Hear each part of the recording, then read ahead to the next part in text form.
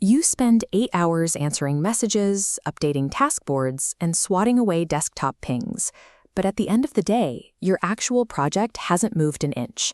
You are exhausted, yet you haven't actually made anything. This chart shows the distribution of the modern workforce.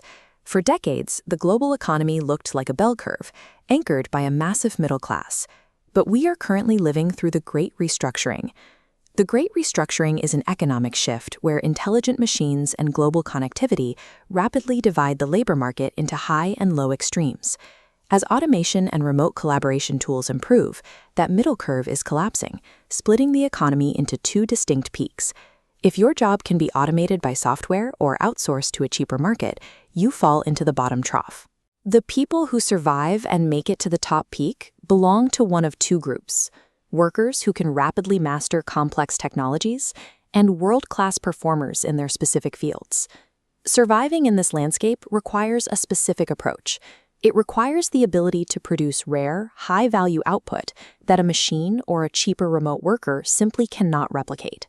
Producing that level of value requires deep work. Deep work is the ability to focus without distraction on a cognitively demanding task, pushing your brain to the limit of its capacity.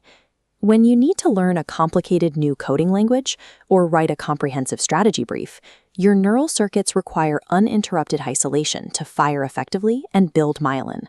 Myelin is a layer of fatty tissue that insulates neurons and allows your brain circuits to run faster and cleaner. Without that isolation, you cannot master hard things quickly or produce at an elite level. Curious. This presents a strange contradiction.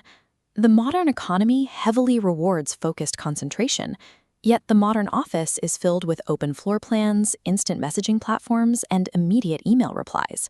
The environments designed to facilitate our daily tasks are actively dismantling the exact cognitive skill we need to remain economically valuable. We have traded deep work for its opposite, shallow work.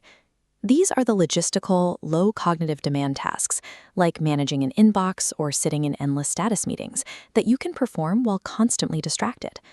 This diagram shows the flow of information in a typical company, illustrating a concept called the metric black hole.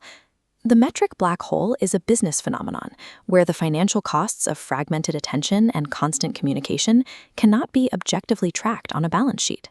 The true financial damage as a knowledge worker spending 60% of their week on fragmented communication vanishes into this unmeasurable void. When executives cannot put a concrete dollar figure on the value lost to constant interruption, they default to what feels easiest. Real-time chat apps and mandatory social media presence are embraced as collaborative progress rather than recognized as significant drains on concentration. Because the bottom line damage of distraction is hidden, the easiest behavior, sending a quick message instead of planning ahead, becomes the mandated standard for how an entire company operates. When knowledge workers have no clear metrics to prove their value, they panic. They fall back on an old industrial-era concept, busyness as a proxy for productivity. If you can't point to a physical widget you built, doing things that make you look physically busy feels like the safest alternative.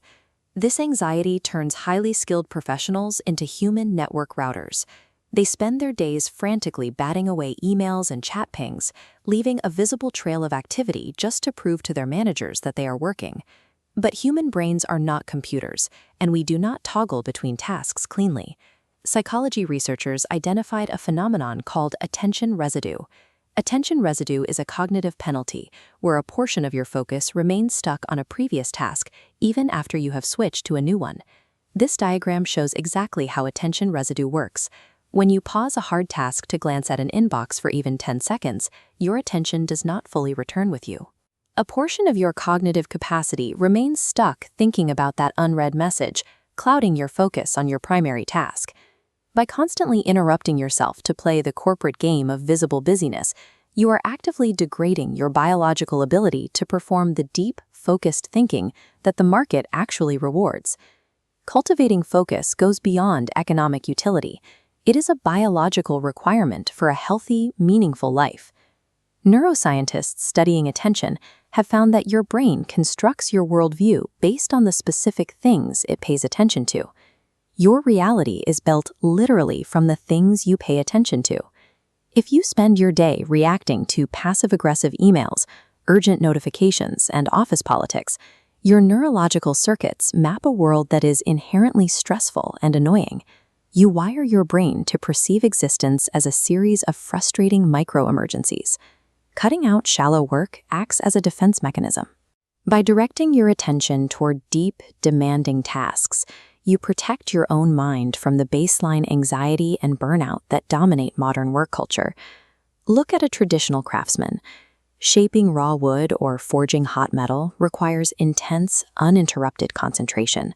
That level of physical focus strips away the noise of the outside world, bringing a sacred sense of peace and meaning to the labor. You don't need to work in a physical forge to experience this. Whether writing lines of code, drafting a legal brief, or designing a marketing strategy, applying extreme, uninterrupted focus to a digital task generates the exact same psychological fulfillment. Psychologists call this state flow. Flow is a mental state where a person is fully immersed in an activity, accompanied by a feeling of energized focus and deep involvement. Data shows that humans reach peak satisfaction when pushing their cognitive capacity to its limit. The modern world is explicitly designed to make you accessible, scattered, and distracted. To survive it, you have to actively rebel. You have to insulate your attention and refuse to be constantly available.